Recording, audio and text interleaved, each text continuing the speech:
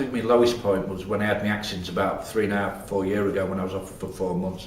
You know, I was at home and, you know, I didn't know what to do with myself because I couldn't drive my car because my hand was in a plaster cast. So, but yeah, that's my lowest thing that you know that's been here.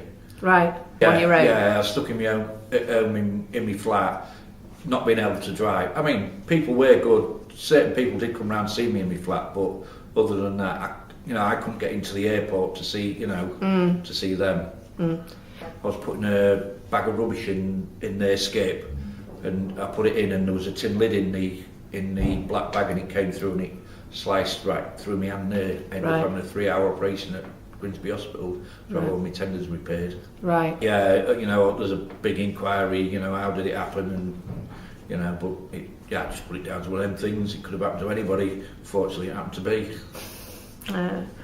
I'm a bit like that, accident prone. Me and Lee both, I think. So I work with some very good people, I work in our team. There's some very good people. I'm very good friends with Dennis, who I'm on with this morning, and there's Debbie, Jenny, and Sonia. She's a good friend.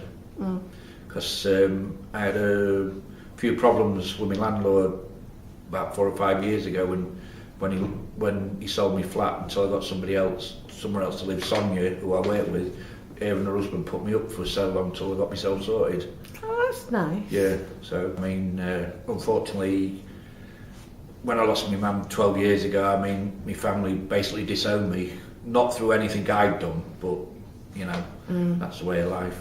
I mean, unfortunately, when I lost my mum 12 years ago, I mean, my family basically disowned me, not through anything I'd done, but that's the way of life. Yeah, I gave up my job.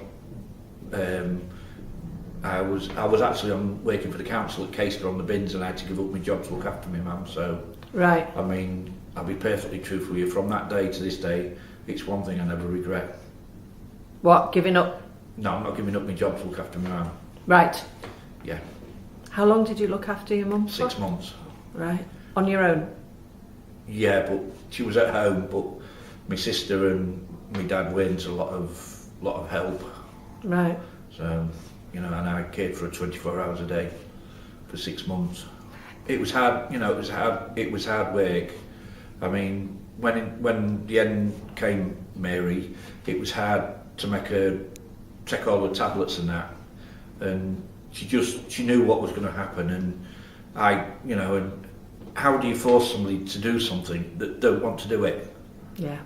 And I was getting terrible stick off her family because she wasn't taking her her medication, and she had a good friend, and he took me to one side one day, and he said to me, you can't make something, not nastily, he just said, she's not going to take them, Kevin, you've done your best. He said, you can't force somebody to do something. And that was that. So yeah, it cut me up a lot, that.